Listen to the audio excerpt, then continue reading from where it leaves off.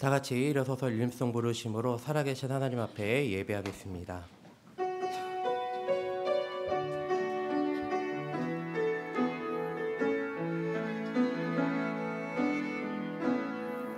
하늘의 문을 여소서, 이곳을 주목하소서.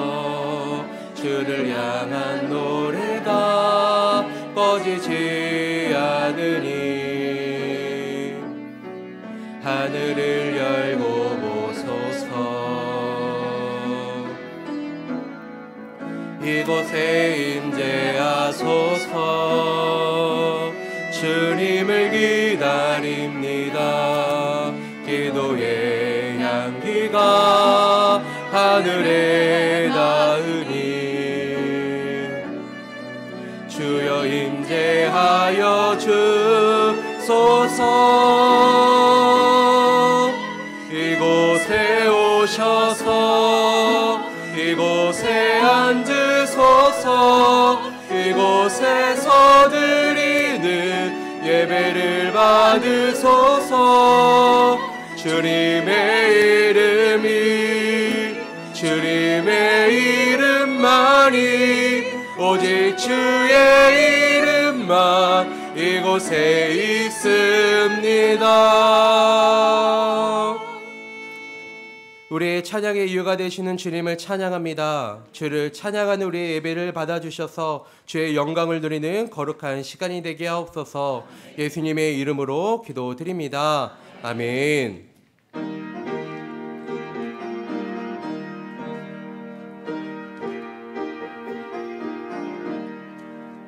즐겁게 안식한 날, 반갑고 좋은 날, 내 마음을 평쾌하니 즐겁고 기쁜 날, 이 날에 천하 만민 가보자 앞에서 참되신 삼위일체 다 찬송 부르네. 이 날의 하늘에서 새 양식 내리네. 성회로 모이라고 종소리 울리네.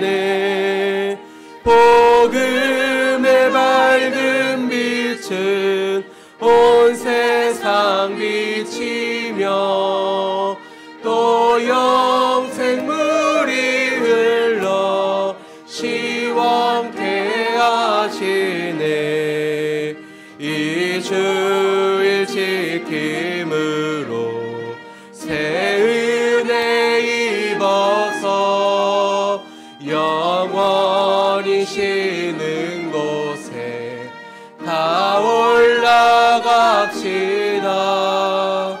성부께 찬미하고 성자와 또 성령 참되신 삼위일체 다 찬송 부르네.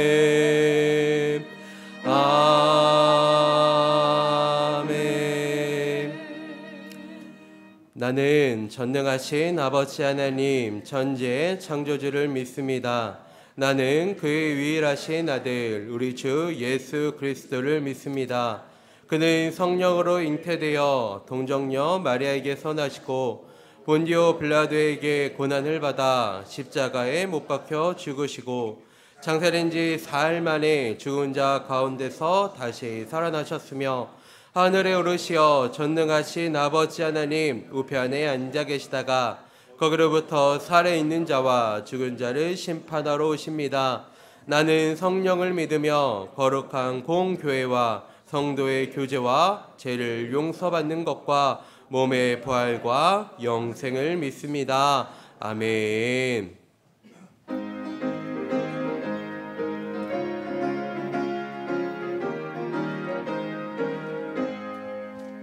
내가 매일 기쁘게 순례의 길 행함은 주의 팔이 나를 안보함이요 내가 눈의 금목을 받는 참된 비결은 주의 영이 함께함이라 성령이 계시네 할렐루야 함께하시네 좁은 길을 걸으며 항상 기뻐하는 것 주의 영이 함께함이라 전에 죄에 빠져서 평안함이 없을 때 예수 십자가의 공로 힘입어 그 발 아래 엎드려 참된 평화 얻음은 주의 영이 함께함이라 성령이 계시네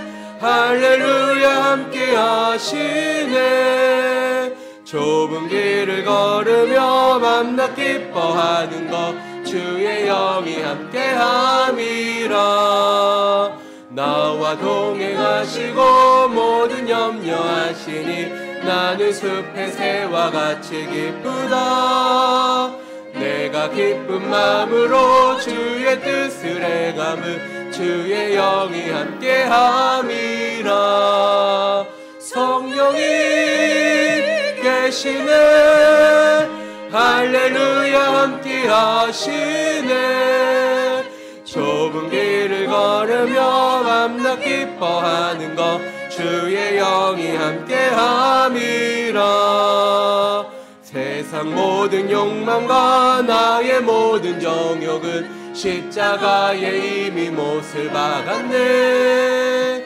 어두운 밤이 지나고 무거운 짐 벗으니 주의 영이 함께함이라 성령이 계시네 할렐루야 함께하시네 좁은 길을 걸으며 밤낮 기뻐하는 것 주의 영이 함께함이라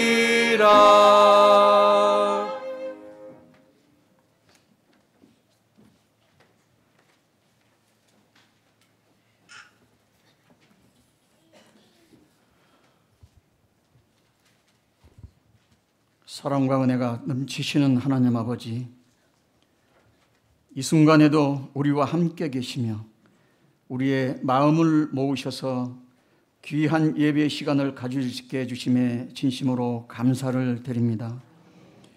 우리의 삶 속에서 때로는 흔들리고 때로는 넘어질지라도 오직 예수 그리스도의 소중한 보혈을 통해 우리가 거룩하신 아버지 앞에 나아갈 수 있음을 기억하게 하여 주시옵소서. 주님, 우리의 약함과 허물을 너그러이 용서해 주시고 진리와 영으로 드리는 우리의 예배가 하나님께서 기쁘게 받으실 수 있는 향기로운 제물이 되게 하여 주시옵소서. 바쁜 일상 속에서 잠시나마 모든 걱정과 염려를 내려놓고 오롯이 주님께 집중할 수 있는 시간을 갖게 해주시는 성령님의 부드러운 인도하심에 진심으로 또한 감사를 드립니다. 저희가 마주하는 삶의 어려움과 고난 속에서도 믿음의 힘으로 굳건히 서게 하시고 주님의 은혜로운 손길이 우리의 영혼을 치유하고 새 힘을 주셔서 모든 상황을 이겨낼 수 있게 하여 주시옵소서. 주님, 우리의 마음속에 자리 잡은 세속의 욕심과 교만과 거짓과 같은 어두운 면들을 밝혀주시고 십자가의 보혈로 깨끗이 씻어주셔서 우리가 다시금 주님의 사랑 안에서 새로워질 수 있게 인도해 주옵소서. 하나님 아버지, 이 시간 주님께서 우리에게 주신 사명을 생각합니다. 교회 학교 모든 부서의 여름 성경학교가 진행 중에 있고 청년부는 곧 있을 국내 단기 선교를 준비하고 있습니다. 주님의 은혜와 지혜로 모든 일들이 순조롭게 진행되도록 도와주시고 이 모든 사역들이 주님의 영광을 드러내는 시간이 되게 하여 주시옵소서. 참여하는 모든 이들이 인생의 전환점이 되고 예수 그리스도를 인격적으로 만나고 하나님을 더 알아가는 계기가 되어 신앙의 성장과 변화를 이루는 시간이 되게 하여 주시옵소서. 전능하신 하나님 아버지, 이 나라와 이 민족을 위하여 정치와 사회의 지도자들이 주님의 지혜로운 인도하심을 받아 올바른 결정을 내려 겸손과 사랑으로 국민을 섬기고 정의와 평화의 길을 걸을 수 있도록 인도하여 주시옵소서. 우리 사회가 분열과 갈등이 아닌 대화와 이해, 서로를 포용하는 마음으로 하나 되게 인도하옵소서. 그리고 북한의 지하 저 깊숙한 곳에서 말씀을 듣고 싶어도 듣지 못하고 작은 신임으로 하나님께 아뢰는 믿음의 형제들이 기도에 응답하여 주시옵소서. 살아계신 하나님 아버지, 주님께서 세우신 우리 교회가 주님의 사랑 안에서 더욱 굳건히 서서 이 세상 속에서 빛과 소금의 역할을 충실히 감당할 수 있게 하시고 우리 모두가 주님의 재림을 소망하며 매일을 살아가게 하여 주시옵소서. 교회의 모든 사역들과 활동이 주님의 영광을 드러내고 지역사회에 선한 영향력을 끼치는 도구가 되게 하여 주시옵소서.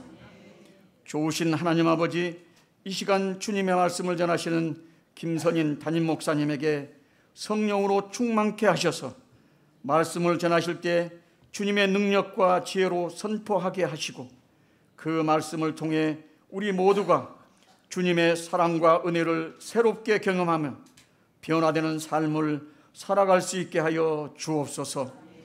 오늘도 각자의 자리에서 묵묵히 섬기고 헌신하는 이들을 기억하여 주시고 그들의 수고와 헌신을 하늘의 상급으로 갚아주시며 그들의 삶에 주님의 은혜가 넘치도록 부어 주시옵소서.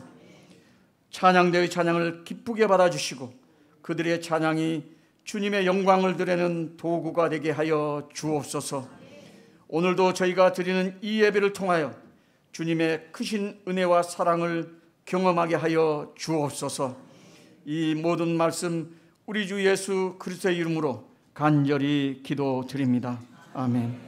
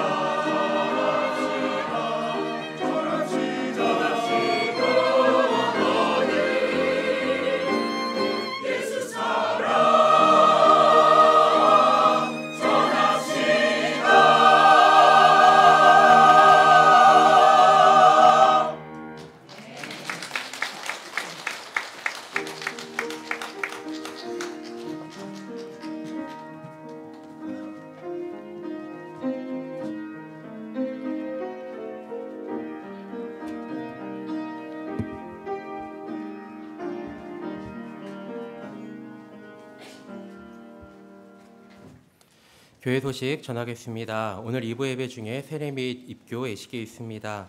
8월 얼상 예배가 이번 주 목요일 오전 5시 30분에 온가족 새벽 예배가 이번 주 토요일 오전 6시 본당에서 있습니다. 정기당회가 다음 주일에 있습니다. 교회 시설 보수 및 외벽 방수 공사를 위한 목적 헌금에 함께 동참해 주시기를 부탁드립니다. 오늘까지 영유치부와 유초동부 여름 성경학교가 돌아오는 토요일과 주일에 청년부 여름 수련회가 진행됩니다. 어린아이들이 받은 은혜 안에서 믿음으로 잘 성장할 수 있도록, 그리고 청소년이 수련회를 통해 주님을 인격적으로 깊이 만날 수 있도록 계속 기도 부탁드립니다. 작년부 국내 성지 순례가 8월 29일 목요일에 있습니다. 장소는 강화도 일대이며 상반기 백합 성서대학을 수료하신 분들에 한해서 신청을 받습니다. 참석을 희망하시는 분들은 사무실로 신청해 주시길 바랍니다. 기타 자세한 내용은 주보를 참고해 주시면 되겠습니다. 이 시간에는 담임 목사님께서 나오셔서 세례 및 입교 예식을 진행해 주시도록 하겠습니다. 먼저 유아세례 예식 거행하겠습니다. 유아세례 대상자 고윤서 아기 고복동 성도님과 박희진 성도님은 앞으로 등단해 주시기 바랍니다. 예, 한 칸 위에 서서 거기 서서 거기 저를 바라보시고 앞에 거기 나란히 서셔서 여기 십자가 쪽을 앞쪽을 바라보세요. 네, 됐습니다. 형제자매들이여, 주 예수 그리스도께서 여러분을 부르시어 그의 몸인 교회의 일원이 되게 하셨습니다. 지금 고 윤서 아기와 그의 부모를 여기에 서게 한 것은 여러 증인들 앞에서 예수님의 이름으로 신앙을 고백하게 하고 세례를 주어 주의 신실한 제자를 삼기 위함입니다. 그래서 묻습니다. 우리 고 윤서 부모님들은 진실한 마음으로 대답해 주시기 바랍니다. 성부, 성자, 성령 삼위일체 하나님을 믿습니까? 신구약 성경 66권이 하나님의 말씀임을 믿습니까? 주일을 거룩하게 지키며 온전한 11조를 드리겠습니까? 여러분에게 예수님은 어떤 분이신가요?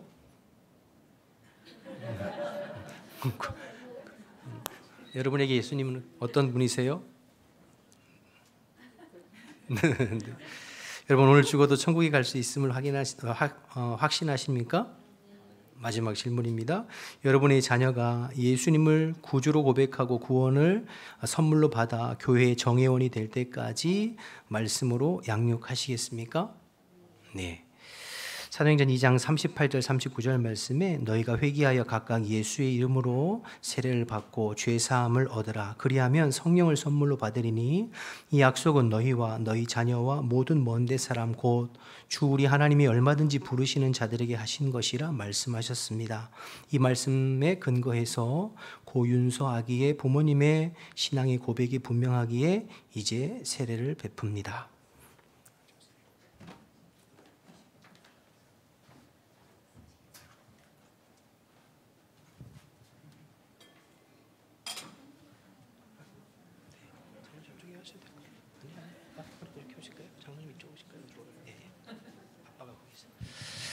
기도하겠습니다. 하나님 아버지, 우리 윤서가 오늘 세례 받습니다. 예수님께서 세례 받으실 때 성령이 비둘기처럼 임하셨던 것처럼 이 시간 세례 받을 때 성령님께서 우리 윤서와 윤서의 삶 가운데 임하셔서 평생을 주님께 헌신된 삶을 살아갈 수 있도록 주님 인도하여 주옵소서.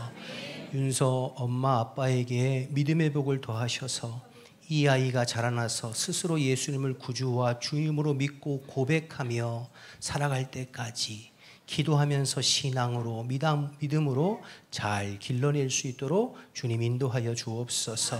지금까지 윤서의 삶을 건강하게 여기까지 인도하신 주님께서 앞으로의 윤서의 모든 삶을 책임져 주시어서 삶에 필요한 모든 부분들을 주님께서 채워주시고 도와주시고 힘이 되어 주시옵소서.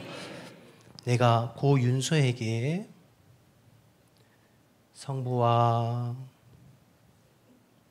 성자와 성령의 이름으로 세례를 주노라. 아멘.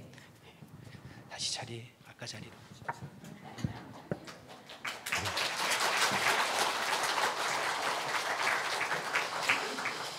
이제 공포하겠습니다. 이제 거룩한 오늘 유아 세례 받은 고윤서 아기는 이제 거룩한 공교회의 일원이며 기독교 대한 성결교회 호암백학교회 유아 세례 교인임을 성부와 성자와 성령의 이름으로 공포하노라. 우리 뜨겁게 박수로 축하하겠습니다. 다시 한번.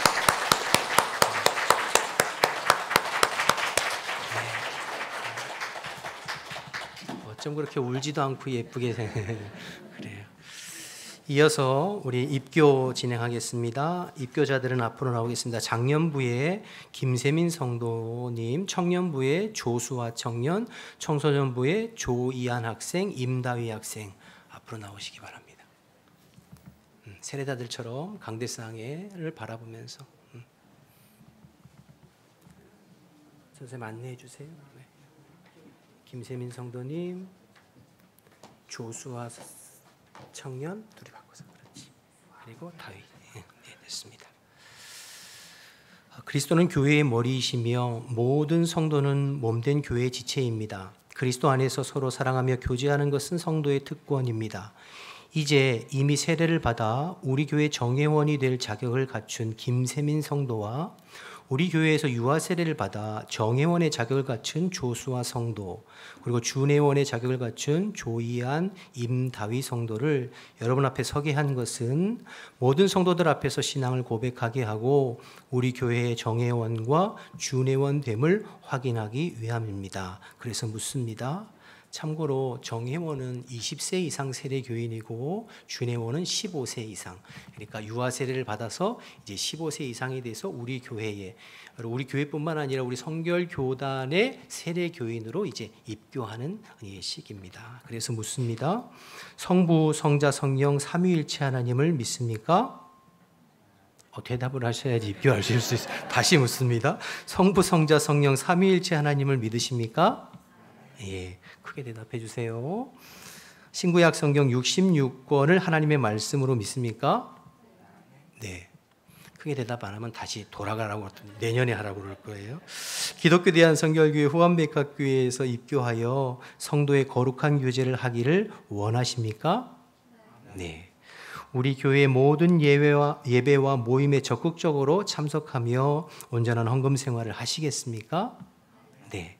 마지막 질문입니다. 기독교 대한 성결교회 헌법에 의거한 교회 모든 지도와 양육을 잘 따르시겠습니까? 네. 공포하겠습니다. 묻는 말에 진실하게 대답하여 그 결심한 바를 하나님과 모든 성도들 앞에 고백한 김세민 조수아 성도에게 기독교 대한 성결교회 호암백학교회 정회원됨을 성부와 성자와 성령의 이름으로 공포하노라. 아멘. 우리 한 번 더 공부하겠습니다. 오늘 성도들 앞에서 묻는 말에 진실하게 대답하여 그 결심한 바를 하나님과 모든 성도들 앞에 고백한 조이한 임다위 성도에게 기독교 대한 성결교회 호암백학교회 준회원됨을 성부와 성자와 성령의 이름으로 공포하노라. 아멘. 우리 박수로 축하하겠습니다. 뒤로 돌아서 차렷 인사.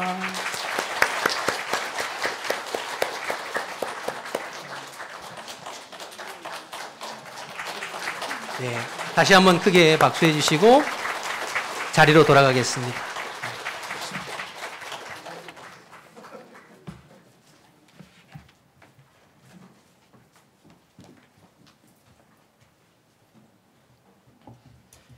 오늘 우리에게 주시는 하나님의 말씀은 사도행전 13장 42절부터 52절입니다.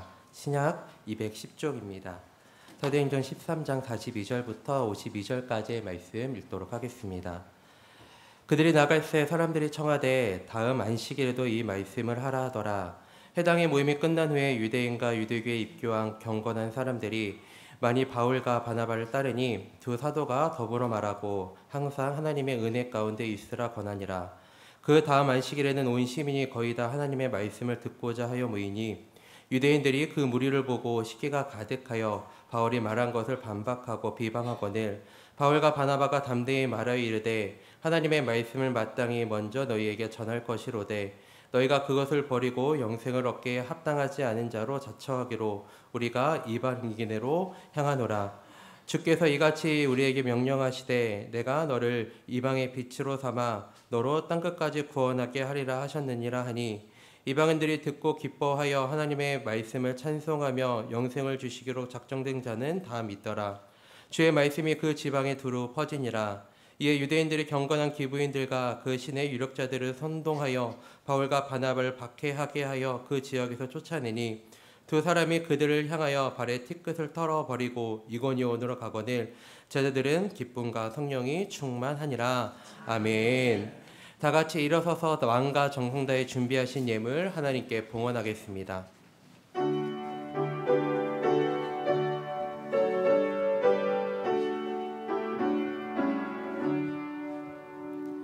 내게 있는 모든 것을 아낌없이 드리네. 사랑하고 의지하며 주만 따라 살리라. 주께 드리네. 주께 드리네. 사랑하는 그 주 앞에 모두 드리네. 내게 있는 모든 것을 겸손하게 드리네. 세상 욕심 멀리하니 나를 받아주소서. 주께 드리네. 주께 드리네. 사랑하는 그 주 앞에 모두 드리네. 내게 있는 모든 것을 주를 위해 드리네. 주의 성령 충만하게 내게 내려주소서. 주께 드리네. 주께 드리네. 사랑하는 그 주 앞에 모두 드리네.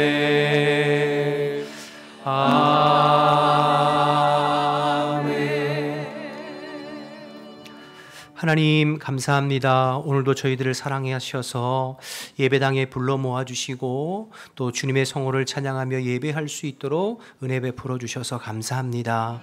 우리의 예배를 기쁘게 받아 주시고 이곳에 임재하시고 우리의 심령을 다스려 주시어서 주님이 주시는 기쁨과 성령으로 충만하게 하여 주옵소서.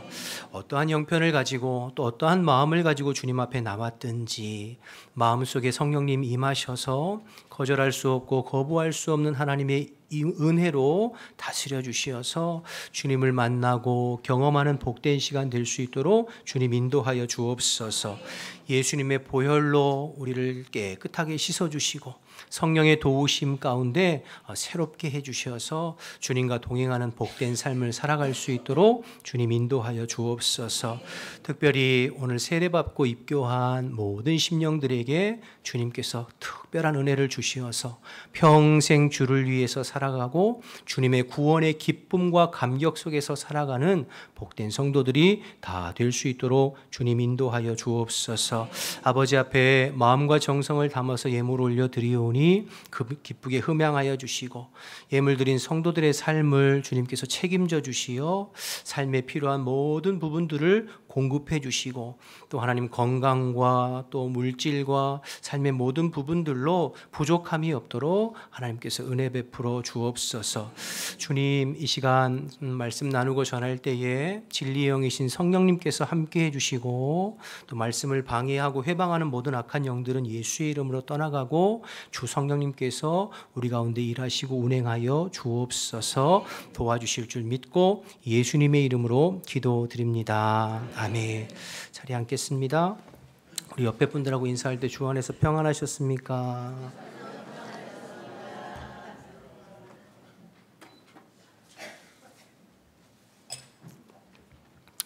계속해서 우리는 사도 바울의 1차 전도 여행을 살펴보고 있는 중에 있습니다. 오늘은 비시디아 안디옥에서의 마지막 장면을 기록하고 있는 내용인데요.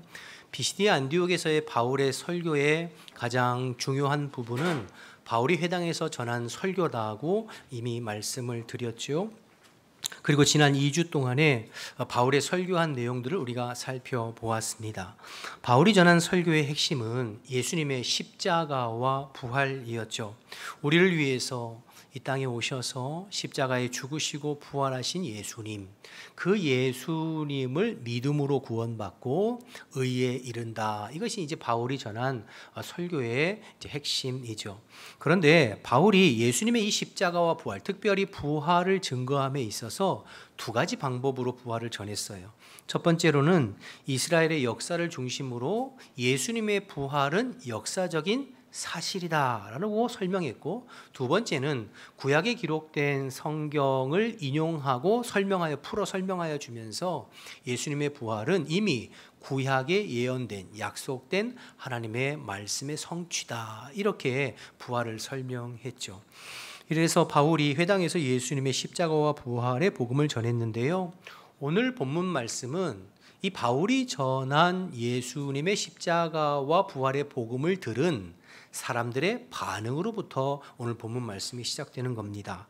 두 가지 반응이었는데요. 먼저 42절과 43절 보면 첫 번째 이렇게 반응하죠. 42절. 그들이 나아갈새 사람들이 청하되 다음 안식일에도 이 말씀을 하라 하더라.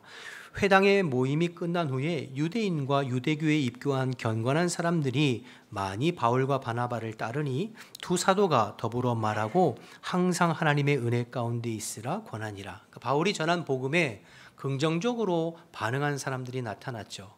우리에게 다음 주에도 이 말씀 한 번 더 전해주세요 하면서 바울이 전한 복음의 믿음으로 반응하고 순종하여 믿고 그리스도인들이 된 사람들. 43절에 보면 항상 하나님의 은혜 가운데 있으라 바울이 이렇게 표현한 걸 보면 이 사람들이 예수를 믿어 주님의 은혜 가운데 들어오고 그리스도인들이 되어진 것을 또 생각해 볼 수가 있습니다. 자, 그럼 이렇게 좋은 반응만 있었느냐?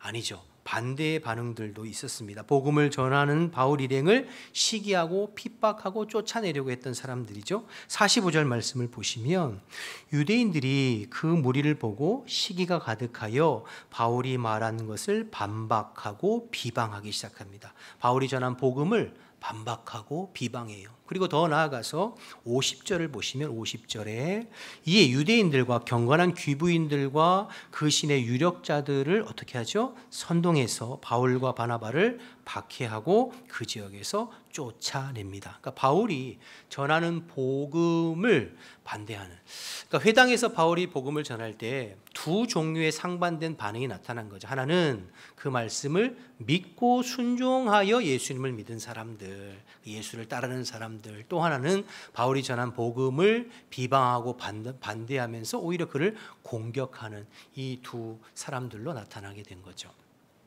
여러분, 제가 지난번에 우리 말씀을 통해서 바울의 그 선교 여행의 선교 전략 세 가지를 설명드렸죠. 첫째는 바울은 거점 중심의 선교를 했다. 그러니까 시골이 아니라 사람들이 많이 모인 도시를 중심으로 선교를 한 거죠. 복음이 빨리 확산될 수 있도록. 두 번째는 그 도시에 들어가면 어디를 찾아갔다고 그랬죠? 회당을 찾아갔어요. 왜냐하면 회당은 이미 구약 성경에 대해서, 하나님에 대해서 알고 있는 유대인과 또 유대교로 개종하고 관심 있는 경건한 이방인들이 와서 이제 예배드리는 곳이니까 회당을 찾아가서 구약 성경을 풀어 설명하면서 예수 그리스도의 복음을 전했어요. 세 번째, 그러면 그 회당이 둘로 쫙 갈라져요. 말씀을 듣고 반응해서 믿는 사람들이 생기고 그 말씀을 비방하고 공격하는, 오늘 비시디아 안디옥처럼 말이죠. 그럼 바울이 그 믿음으로 반응하는 성도들을 데리고 나와서 또 이방인 중에서 믿고 순종하는 자들을 통하여서 교회를 세우는 거죠. 그리고 그들을 말씀으로 양육한 후에 다른 거점이 되는 도시에 가서 똑같이 회당을 찾아가서 복음을 전하고 믿는 자를 중심으로 해서 교회를 세우고, 이 반복되는 패턴이 계속 이어진다고 말씀드렸는데요. 바로 오늘 비시디아 안디옥에서 똑같은 일이 일어나고 있는 것입니다. 바울의 설교를 듣고 믿고 반응하여 바울을 따르면서 말씀을 더 듣고 싶다고 요청하는 사람들이 있는가 하면, 말씀을 받아들이기는커녕 시기하고 미워하면서 바울 일행을 공격하고 쫓아내려고 하는 사람들이 생기게 된 거죠. 그러니까 아마도 바울이 이 믿고 반응하는 사람들을 중심으로 비시디아 안디옥 교회를 세웠을 거예요. 그리고 51절에 나와 있는 것처럼 핍박이 심하니까 다른 거점 도시인 이고니온으로 이동해서 역시 이고니온에서 똑같이 회당을 찾아가서 복음을 전하는 내용들이 이제 이어지는 것이죠. 오늘 이 말씀을 통해서 첫 번째 우리가 생각해야 할 부분들은 말씀을 어떻게 대하느냐가 중요하다는 것입니다.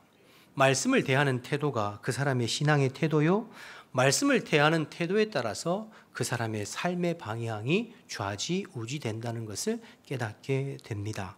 여러분, 오늘 45절에 바울이 전한 말씀을 반박하고 비방하는 자들을 향해서 바울이 뭐라고 이야기하는지 46절 한번 보실까요? 46절에 바울과 바나바가 담대히 말하여 이르되 하나님의 말씀을 마땅히 먼저 너희에게 전할 것이로되, 너희가 유대인을 말하는 거예요. 그것을 버리고, 하나님의 복음, 하나님의 말씀을 버리고, 그 다음 보세요. 영생을 얻기에 합당하지 않은 자로 뭐라고 그랬죠? 자처했다. 스스로가 자처했다는 거죠. 복음을 받아들이지 아니하고 비방하고 공격하여 하나님 앞에 구원에 합당하지 아니한 자로 스스로 자청했다, 이렇게 이야기하고 있는 것이죠. 여러분, 이게 굉장히 그냥 우회적으로 이야기한 것처럼 보이지만 굉장히 무서운 말이에요. 복음에 합당하지 않은 자로 자처했다. 그러면 이들에게 주어진 건 뭡니까? 심판이죠. 심판이 있는 거죠. 반면에 복음을 받아들인 유대인과 경건한 이방인들을 향하여서 48절에 이렇게 이야기하죠. 이방인들이 듣고 기뻐하여 하나님의 말씀을 찬송하고 영생을 주시기로 작정된 자는 다 믿다. 그러니까 말씀을 듣고 기뻐하며 하나님을 찬송하며 영생을 얻을 자들로 준비된, 영생 얻기에 합당한 자로 준비된, 주의 복음 앞에, 더 나아가 주의 말씀 앞에 내가 어떻게 반응하냐에 따라 그 사람의 운명, 그 사람의 미래가 완전히 달라지는 것이죠. 믿고 반응하고 순종하는 자들에게는 구원의 기쁨과 감격과 찬송이 주어지는 반면, 믿지 않고 거부하고 비방하고 공격하는 자들에게는 심판이 주어지는 것입니다. 내가 복음을 향해, 선포된 말씀을 향해 어떻게 반응하느냐에 따라서 달라지는 거죠. 그래서 말씀을 대하는 태도, 말씀에 대한 반응이 너무너무 중요합니다.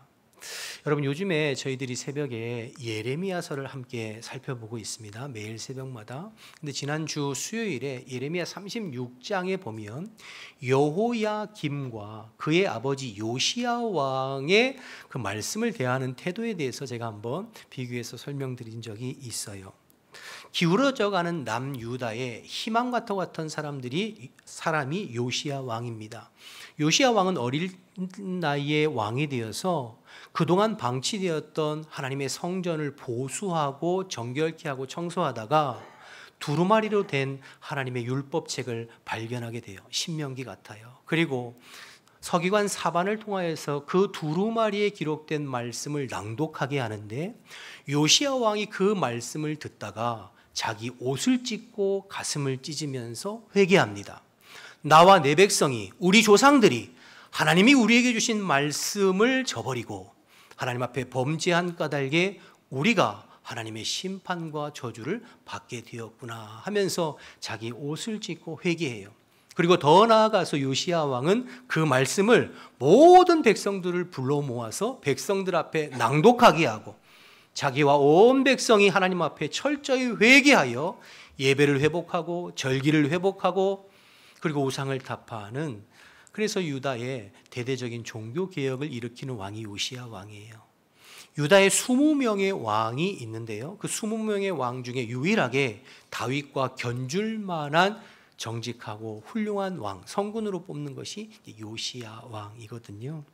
그런데 이에 반해서 그의 아들이었던 여호야김은 선지자 예레미야를 통해서 하나님께서 주신 두루마리 책을 서기관 바룩을 통해서 낭독하고 읽게 하는데, 그의 아버지 요시야처럼 가슴을 찢고 옷을 찢으며 회개하고 그 말씀 앞에 부복한 것이 아니라 어떻게 했죠?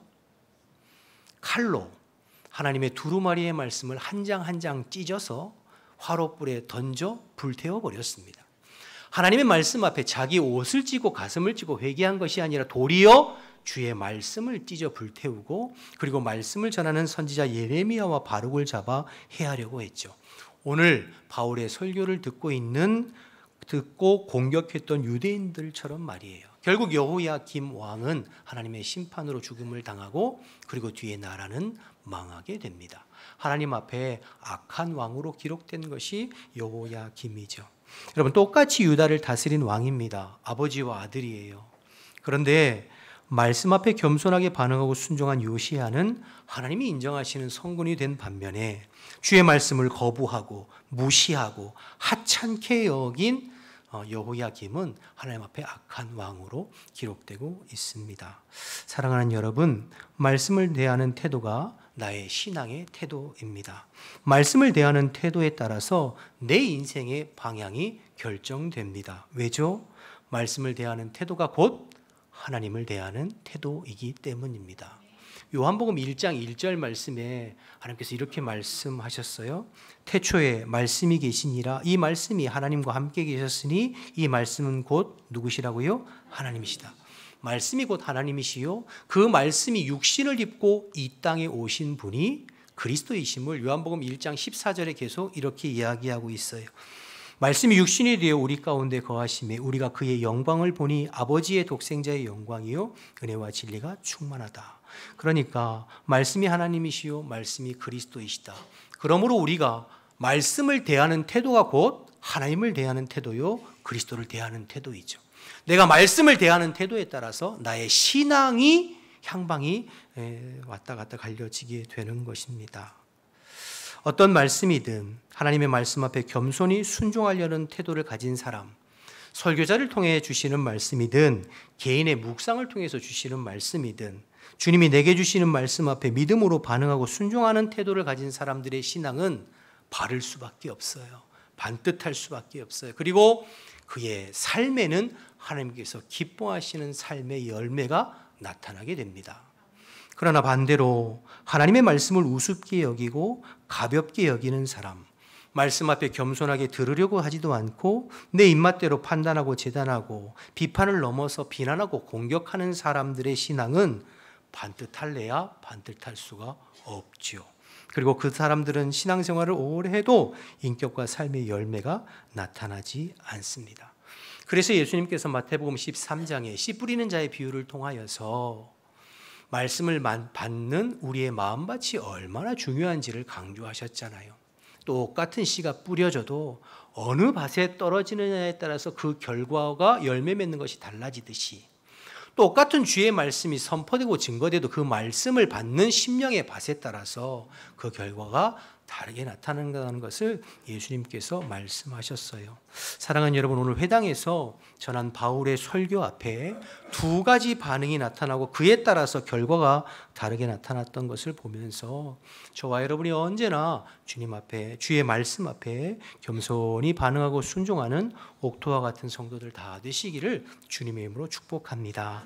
말씀을 대하는 태도가 나의 삶을 결정하고 신앙을 결정한다는 것을 기억하시고 언제나 주의 말씀 앞에 바른 태도로 반응하여 열매 맺는 저와 여러분들 되시기를 주님의 이름으로 축복합니다. 두 번째로 오늘 본문을 통해 생각해 볼 것은 왜 유대인들이 그렇게 바울을 미워하고 싫어하고 핍박했느냐 하는 건데요. 두 가지 이유 때문이었어요. 첫 번째는 예수님 때문이었어요. 그가 전한 예수님 때문에. 여러분, 바울은 예수님이 이 땅에 하나님의 아들로 오셔서 우리를 위해서 십자가 죽으심으로 말미암아 우리의 모든 죄를 해결해 주셨다고 증거했어요. 그리고 나를 위해 십자가 죽으시고 부활하신 예수님을 믿음으로 의롭게 되고 믿음으로 구원받는다, 그렇게 증거했잖아요. 그런데 유대인들의 인식 가운데는 십자가, 나무에 달려 죽은 자는 하나님께 저주를 받은 자로 인식되어지거든요. 신명기 21장 말씀을 근거해서. 그러니 나무에 달려 죽은, 십자가에 하나님의 저주를 받아 달려 죽은 예수가 다시 살아났다고 증거하고 그를 믿음으로 말미암아 구원받는다고 증거하는 바울과 그리스도인들을 견딜 수가 없는 거예요. 싫어할 수가. 더군다나 유대인들은 구원을 얻기 위해서는 할례를 받고 율법을 잘 지켜야 된다고 가르쳤어요. 그들에게 생명처럼 할례와 율법. 그런데 바울은 할례와 율법을 지켜서 구원받는 것이 아니라 우리를 위해서 십자가에 죽으시고 부활하신 예수님을 믿음으로 말미암아 의롭게 되고 믿음으로 구원받는다고 전하니 유대인들이 싫어할 수밖에 없죠. 그래서 유대인들은 예수님의 십자가와 부활의 복음을 전하는 바울을 핍박했던 것입니다. 두 번째 이유는 이방인들 때문인데요. 오늘 44절을 보시면 바울이 전한 복음으로 인하여서 그 다음 안식일에 비시디아 안디오 그 성 안에 있는 온 시민들이 회당에 모여들었다고 기록하고 있잖아요. 이 사람들은 다 이방인들이에요. 여러분, 유대인들은 항상 회당에서 예배하는 것이 의무거든요. 그러니까 아마 그 성에 있는 이 유대인들은 이미 지난주에 바울의 설교를 대부분 다 들었을 거예요. 근데 오늘 그 다음 주에 모여든 44절에 이 온 성에 있는 사람들이 모여든 사람들은 전부 이방인들이죠. 아마도 전주에 바울이 회당에서 복음 전할 때 그 복음을 믿고 받아들이고 영접하여 그리스도인이 된 유대인과 이방인들이 한 주간 동안 그 온 성을 다니면서 전도했던 것 같아요. 그 가족들에게, 이웃들에게, 친구들에게, 친지들에게 와서 들어봐라. 와서 바울이 전하는 복음, 와서 바울이 전하는 말씀 한번 들어봐라. 전도했던 것 같아요. 그래서 온 성에 있는 사람들이 지금 모여 들어온 것이죠. 회당의 유대인들이 이 부분에 대해서 시기가 난 거예요. 바울이 전한 복음을 통해 이렇게 많은 사람들, 많은 이방인들이 회당에 모여든 것을 보고 마음에 시기가 난 거죠. 그러니까 여러분, 인간적인 생각으로 보면 이 지금 유대인들의 이 반응이 한편으로는 이해가 돼요. 유대교에 위협이 되잖아요. 한편으로는 또 이해가 되는 부분이 있죠. 자, 그럼 우리가 생각해 볼 것은 누가 하나님의 사람이요, 누가 진리 편에 서 있는 자들인가 하는 거예요. 바울을 핍박하는 유대교인들인가, 핍박을 당하는 바울과 기독교인들인가, 복음을 전하는 바울과 선교팀인가, 그들을 쫓아내려고 하는 유대인인가, 그 둘 중에 어느 편이 진리 위에 서 있고 어느 편이 하나님의 사람들인가 하는 거죠. 저는 이 부분을 그들이 말하는 교리적인 부분을 통해서 알아보고 싶지 않고요, 그들의 삶을 통해서 알아보고 싶은 거예요. 그들의 마음과 그들의 삶이 무엇으로 충만한가를 비교해 보면 그들이 정말 하나님에 속한 사람인가 그렇지 않은가를 우리가 확연히 알 수가 있어요. 여러분, 먼저 유대인들을 살펴보면요, 45절 한 말씀 보실까요? 45절 다시 보시면 유대인들이 그 무리를 보고 그 다음에 뭐라고 나와 있죠? 시기가 가득해요. 마음에 시기가 가득해요. 그리고 바울이 말한 것을 반박하고 비방하기 시작하죠. 시기가 가득. 여러분, 시기가 뭐죠? 시기. 제가 국어사전 찾아보니까 시기는 남이 잘 되는 것을 미워하고 싫어하는 것이 시기래요. 사촌이 땅을 사면 배가 아프다. 그러니까 남이 잘 되는 것을 미워하고 싫어하는 것이 시기예요. 그리고 시기가 가득한 사람에게 반드시 뒤따라오는 것이 뭐냐면 비방이 뒤따라옵니다. 그러니까 마음에 시기가 가득하면 반드시 비방하는 것이 뒤따라오죠. 늘 남을 깎아내리고 비방하고 헐뜯고 약점을 들춰내고 은근히 남을 비판하는 사람들, 그런 사람들은 절대로 하나님 편에 선 사람이라고 할 수 없겠죠. 오늘 유대인들 말이에요. 그래서 그 입술의 열매를 보면 그 사람의 신앙을 알 수 있는 겁니다. 그 사람의 말을 들어보면 그 사람의 신앙이 어느 정도인지를 금방 알 수 있어요. 입만 열면 남을 비방하고 헐뜯는 이야기하는 사람, 그 사람들은 가짜예요. 여러분, 그런 사람들 곁에 같이 어울리지 마세요. 물듭니다. 누군가에 대해서 끊임없이 깎아내리고 헐뜯고 비방하고 부정적인 말을 하는 사람들, 마음에 시기가 가득한 사람들이 오늘 본문의 유대인들처럼 말이지요. 두 번째로 선동인데요. 50절 말씀을 한번 또 보실까요? 50절. 이에 유대인들이 경건한 귀부인들과 신의 유력자들을 어떻게 했죠? 선동해서 바울과 바나바를 박해하고 쫓아냅니다. 유대인들은 사람을 선동하는 것으로 충만했어요.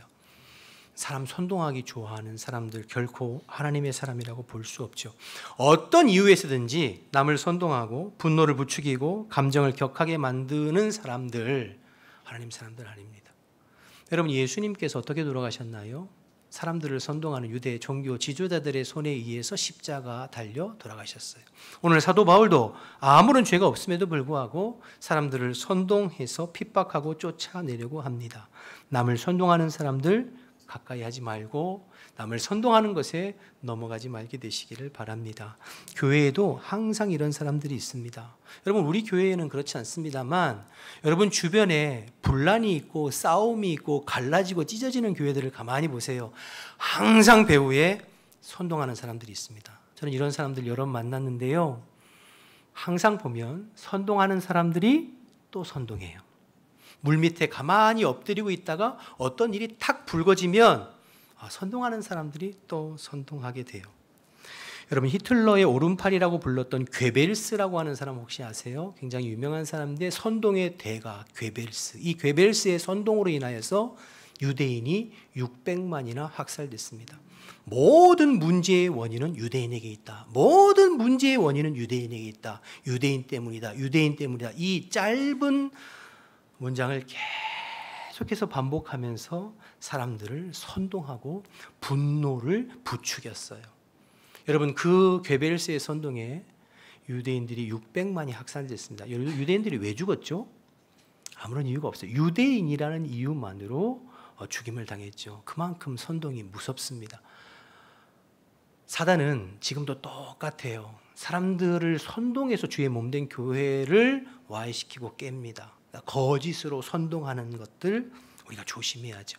그런데 50절을 살펴보면서 재밌는 부분 하나 발견했는데요. 50절 다시 보시겠어요?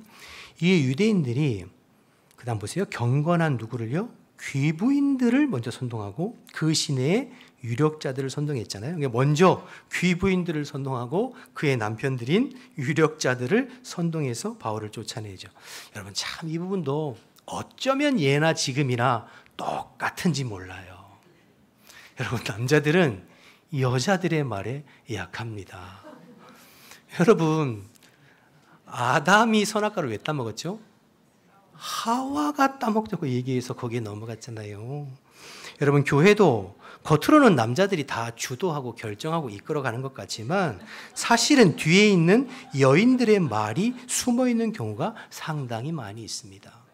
뒤에서 몇몇 권사님들이나 여자 집사님들이 선동하기 시작하고 수군수군되기 시작하면 그때부터 일이 불거져요. 바울도 쫓겨나잖아요. 그렇죠? 별것 아닌 것 가지고 그렇게 뒤에서 선동하면 일이 커지는 것이죠. 사랑하는 여러분, 선동에 넘어가지 말고 선동을 잘 분별할 수 있는 저와 여러분 되시기를 주님의 이름으로 축복합니다. 유대인들은 시기가 가득했고 남 헐뜯고 비방하는 것으로 가득했고 선동으로 충만한 자들이었습니다. 여러분, 이런 모습을 보면 이 사람들은 결코 하나님 편에 서 있지 않은 것을 우리가 알 수 있게 되죠.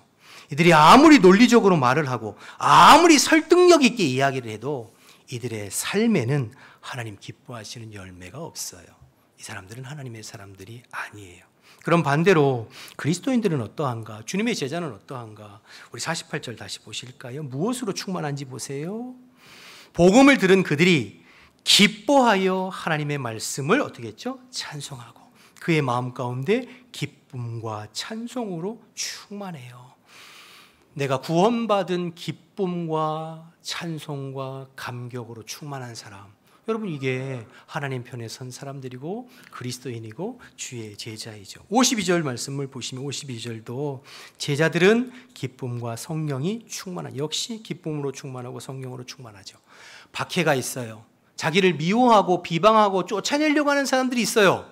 그럼에도 불구하고 저들의 마음속에는 기쁨과 성령으로 충만해요. 이게 하나님의 사람이요 주님의 참된 제자인 줄로 믿습니다. 절대로 맞서 싸우지 않습니다. 똑같이 성질 부리고 혈기 부리고 폭력적으로 대응하지 않습니다. 기쁨과 성령으로 충만해서 그들을 피하고 다른 곳에 가서 복음을 전하죠. 예수님께서 알려주신 그대로 발에 먼지를 털어버리면서 다른 곳으로 이동해서 복음을 전합니다. 여러분, 발에 먼지를 털어버린다는 것은 내가 이 일에 상관없다는 뜻이에요. 복음을 성령 안에서 전하고 말씀을 전했는데 그 복음을 본인들이 받아들이지 않고 거부하고 비방하고, 그래서 구원받기에 합당하지 않은 자로 누가 자처했어요? 그들이 자처한 것에 대해서 내가 책임이 없다라는 것에서 발을 털고, 그러니까 똑같이 비방하는 것에 대해서 맞서고 대응하고 혈기 부리는 것이 아니라 기쁨과 성령으로 충만해서 주님께서 맡겨주신 사역을 그저 묵묵히 감당할 뿐입니다. 이게 하나님의 사람들의 모습이고 특징이죠. 그러니까 그들이 말을 교리적으로 우리가 다 뜯어 살펴보지 않아도 그들의 삶, 그들의 입술의 열매를 보면 그가 하나님 편에 서 있는지 그렇지 않은지를 우리가 알 수 있게 되죠. 여러분, 지금 이 사람들 모두가 한 장소에 있었습니다. 똑같이 바울의 설교를 들었어요. 그런데 한쪽에서는 시기가 충만하고 비방이 넘쳐나고 선동하여 사람들을 쫓아내는 일로 충만한데, 반대쪽에서는 말씀을 들은 기쁨과 찬송으로 충만하고 성령으로 충만합니다. 여러분, 누가 하나님의 사람인가요? 말하기는 저와 여러분 모두 주의 말씀 앞에, 복음 앞에 바르게 반응해서 우리 속에 언제나 기쁨과 성령으로 충만함으로 말미암아 우리의 삶을 통해 주님의 인격과 삶을 닮아가는 주님의 제자들이 다 되시기를 주님으로 축복합니다. 마지막으로 한 가지 본문을 묵상하면서 중요한 것 한 가지 깨닫게 되었는데요. 이 비시디아 안디옥에서 바울이 복음 전하고 이 비시디아 안디옥에서 있었던 모든 일들은 2주어간에 있었던 일들이에요. 여러분, 14절에 바울 일행이 버가에서 타우루스 산맥 넘어서 비시디아 안디옥으로 들어가죠. 들어가자마자 그 주 안식일에 회당에 들어가서 바울이 설교했죠. 17절부터 41절까지 바울의 설교가 길게 기록되어 있지만 이 설교는 전부 바울이 비시디아 안디옥에 들어간 첫 번째 주 안식일에 회당에서 전한 말씀들입니다. 그리고 42절과 44절의 말씀에 보면 그 설교를 듣고 다음 안식일에 또 우리에게 말씀 전해달라고 그래서 안식일에 말씀을 전했고, 그 말씀으로 인하여서 유대인과 이방인들 중에 많은 사람들이 예수 믿고, 그래서 결국에는 비시디아 안디옥 교회가 세워지게 된 거죠. 이 모든 일이 얼마 동안에요? 2주 동안에요. 그러니까 딱 바울이 2번 설교하고 2주 동안에 비시디아 안디옥 교회가 세워진 거예요. 여러분, 놀랍지 않으세요? 저는 이거 너무 놀랍던데. 여러분, 늘 그렇게 막 2주 만에 교회가 하나씩 세워지니까 놀랍진다. 그런데 여러분, 이 비시디아 안디옥 교회뿐만 아니라 나중에 우리가 바울의 2차 선교여행 살펴보겠습니다만, 바울이 데살로니가에 갔을 때 그곳에서 3주 머물렀어요. 이유는 데살로니가에서 핍박이 하도 심해서 머무를 수가 없어서 3주만 복음 전하고 그리고 베레아로 이동하거든요. 놀라운 것은 바울이 3주 복음 전했는데 그 극심한 핍박 중에도 성도들이 흩어지지 아니하고 오히려 믿음과 신앙이 주님 안에서 견고해져 가는 것을 바울이 보고 칭찬하는 내용이 데살로니가 전서에 기록되어져 있어요. 참 놀랍죠. 여러분, 우리는 이러한 일들을 통해서 보다 근본적인 질문을 하게 되는 것입니다. 도대체 교회는 누가 세우는 것인가 하는 거예요. 도대체 교회는 누가 세우는 것인가 하는 보다 근본적인 질문을 하게 되죠. 여러분, 교회는 누가 세우는 거죠? 예수님이 세우는 것입니다. 사람이 세우는 게 아니라 주님께서 세우는 것이죠. 여러분, 성경에서 교회라는 말을 최초로 사용하신 분이 누구신 줄 아세요? 예수님이세요. 예수님께서 마태복음 16장에 베드로의 신앙 고백을 들으시고 주는 그리스도시요 살아계신 하나님의 아들이십니다 라는 신앙 고백을 들으시고 16장 18절에 이렇게 말씀하셨어요. 마태복음 16장 18절에 또 내가 네게 이르노니 너는 베드로라. 베드로는 반석이란 뜻이거든요. 그 다음 보세요. 내가 이 반석 위에, 이 신앙 고백 위에 내 교회를 세우리니 음부의 권세가 이기지 못하리라. 내가, 그리스도께서, 주님께서 내 교회를 세우리니 음부의 권세가 이기지 못하리라. 그러므로 교회를 세우시는 분은 누구시라고요? 예수님이세요. 주님이 교회를 세우시고 주님이 교회를 보존하시고 주님이 주님의 뜻대로 교회를 이끌어 가시는 줄로 믿습니다. 음부의 권세가 이기지 못하도록. 바울이 2주 혹은 3주 복음 전했지만 그를 통해서 사람의 마음을 움직이시고 감동하시고 예수 믿게 하시고 교회가 세워지게 하시는 분은 주님이십니다. 사도행전에 수많은 교회들이 등장하고 나오지만 그 교회들을 세우신 분은 주님이십니다. 그러므로 교회의 주인은 그리스도이신 줄로 믿습니다. 할렐루야. 여러분 그렇게 믿고 고백하시나요? 우리 후암 백합교회 이 후암동 골목에 77년 전에 이곳에 교회를 세우신 분도 주님이십니다. 여러분 믿으십니까? 많은 전도자들과 설교자들과 직분자들의 땀과 헌신을 통해서 교회가 여기까지 왔지만 그러나 근본적으로 이곳에 후암 백합교회를 세우고 지금도 이끌어 가시는 분은 우리 주님이신 줄로 믿습니다. 그러므로 우리 교회의 주인은 그리스도이십니다. 사람이 아니라 그리스도이십니다. 우리는 주인된 그리스도께 부름을 받아 쓰임받는 일꾼이고 종일 뿐입니다. 우리 종이라고 하잖아요. 여러분 이 부분이 분명하셔야 됩니다. 종이 주인 노릇하면 안 되잖아요. 여러분 목사가 교회 주인 아니에요. 장로, 권사, 안수집사 교회 중직자가 교회 주인 아닙니다. 교회 성도들이 교회 주인이 아니에요. 교회 주인은 그리스도이신 줄로 믿습니다. 내가 교회를 사랑하고 충성되게 헌신하는 것은 귀한 것이지만 꼭 필요한 부분이지만 이 부분이 지나쳐서 마치 내가 이 교회의 주인 양 생각하고 말하고 행동하는 것은 옳지 않습니다. 여러분 사도 바울은 수많은 교회들을 개척한 사람이에요. 그런데 사도 바울이 그 수많은 교회들 중에 어떤 한 교회라도 자기가 주인처럼 행사하지 않았어요. 오히려 반대로 교회의 머리는 그리스도이시요 그리스도 한 분께 매어갈 것을 권면하고 강조했습니다. 여러분 사도행전 이후에 로마서부터 바울이 쓴 13권의 서신서가 나오거든요. 근데 그 13권의 서신서에서 가장 많이 말하고 있는 단어, 자주 사용하는 말이 무엇인 줄 아세요? In Christ, 주 안에서라는 말이에요. 주 안에서, 그리스도로 말미암아, 그리스도를 통하여 이 말을 가장 많이 사용해요. 왜 그렇죠? 교회의 주인은 그리스도이시기 때문에 그 교회의 주인 대신 그리스도께 매어가고 주 안에서 생각하고 말하고 행동하고 결정하고 일하는 것이 너무너무 중요하기 때문에 바울은 주 안에서라는 말을 가장 많이 쓰고 있는 것을 보게 됩니다. 사랑하는 여러분, 교회의 주인은 그리스도이십니다.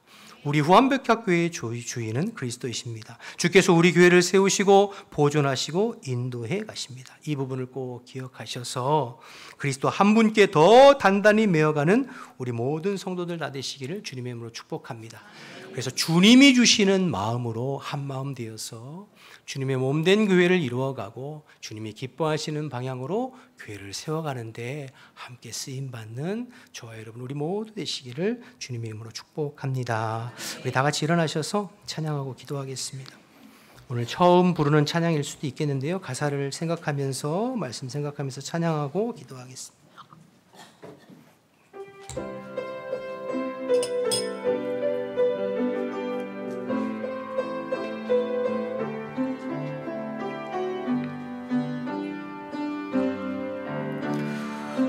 우리는 주의 움직이는 교회, 이곳은 주님을 위한 자리. 내가 기도하는 모든 땅 위에서 하나님 예배받이 그날을 우리 처음부터 다시 할까요? 우리는 주의 움직이는 교회입니다. 우리는 주의 움직이는 교회, 이곳은 주님을 위한 자리. 내가 기도하는 모든 땅 위에서 하나님 예배받이 그날을 고대하네. 나의 노래로 주님의 성전을 지으리. 높임을 받으소서. 이스라엘의 찬송 중 거하신 주님은 거룩하십니다. 두 손 들어 주님의 보좌를 만들고 온 맘 다해 경배하리. 구름 날개 사이에 임하신 것처럼 내 위에 임하소. 하나님 우리가 이곳에 섰으니 이 땅을 치유하소서. 하나님 우리가 어디에 있든지 주를 높이리다. 열방들아 주님을 송축할지어다. 그 발 아래 입 맞추라. 영원한 통치자 주 예수 그리스도, 그는 위대하시노라. 우리 처음부터 한 번 더 고백하겠습니다. 우리는 주의 움직이는 교회, 이곳은 주님을 위한 자리. 내가 기도하는 모든 땅 위에서 하나님 예배 받을 그날을 고대하네. 나의 노래로 주님의 성전을 지으리. 높임을 받으소서. 이스라엘의 찬송 중 거하신 주님은 거룩하십니다. 두 손 들어 주님의 보좌를 만들고 온 맘 다해 경배하리. 구름 날개 사이에 임하신 것처럼 내 위에 임하소. 하나님 우리가 이곳에 있으니 이 땅을 치유하소서. 하나님 우리가 어디에 있든지 주를 높이리다. 열방들아 주님을 송축할지어다. 그 발 아래 입 맞추라.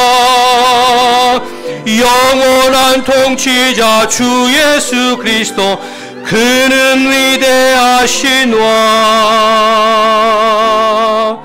우리와 함께 기도하겠습니다. 주신 말씀을 생각하면서 우리 교회의 머리가 그리스도시요 우리 교회의 주인이 그리스도이심을 선포하고 고백하면서 주님, 우리 모두가 주님 한 분께만 마음이 메어가게 하시고 주님이 우리 모든 성도들의 마음을 주장하여 주시어서 주님의 몸된 교회가 하나님 기뻐하시는 교회로 세워져 갈 수 있도록 우리 기도했으면 좋겠고, 언제나 주의 말씀 앞에 믿음으로 반응하고 순종해서 우리 마음 가운데 기쁨과 성령으로 충만하여 주님의 제자로 살아가고 또 주님의 십자가와 부활의 복음을 증거하는 데 쓰임받는 우리 교회 모든 성도들이 되도록 우리 주님의 이름 한번 부르고 통성으로 말씀 생각하며 기도하겠습니다. 주여, 하나님 아버지, 은혜와 사랑을 감사합니다. 오늘도 저희들을 불러 모아주시고 주님을 찬양하고 예배하며 주님의 말씀을 붙잡고 기도할 수 있도록 인도해 주시니 감사합니다. 하나님, 우리 교회를 세우시고 우리 교회를 보존하시고 우리 교회를 이끌어 가시는 분이 주님이십니다. 그리스도께서 우리 교회의 주인이심을 고백합니다. 선포합니다. 주님이 찾아와 주시어서 우리의 마음을 다스려 주옵소서. 우리 모든 성도들의 심령을 다스려 주옵소서. 오직 우리의 주인 되시고 왕 되신 예수 그리스도 한 분께만 메어갈 수 있도록 주님 인도하시고 구원의 기쁨과 감격으로 우리의 마음에는 기쁨이 충만하게 하시고 찬송이 충만하게 하시고 하나님 성령으로 충만하여서 오직 예수 그리스도의 십자가와 부활의 복음을 증언하고 전하는 데 쓰임받는 우리 교회와 모든 성도들이 다 될 수 있도록 하나님 인도하여 주옵소서. 교회를 방해하고 교회를 넘어뜨리는 모든 음부의 권세, 사단의 권세 예수의 이름으로 떠나가고 오직 주의 성령님 다스려 주시고 그리스도께서 충만하게 임하시고 역사해 주시어서 주님 몸된 교회가 주님으로 인하여 세워져 가게 하시고 주님으로 인하여서 한마음 한뜻 되어지는 아버지 우리 교회가 될 수 있도록 주님 인도하여 주옵소서. 지금까지도 우리 모든 성도들을 그리스도의 믿음 안에서 세워주신 것처럼 앞으로도 주님 오시는 그날까지 주의 몸된 교회를 든든히 세워주시어서 하나님 나라와 복음을 위해서 귀하게 쓰임받는 우리 모든 지체들과 우리 후한백과 교회가 될 수 있도록 주님 주님 인도하여 주옵소서.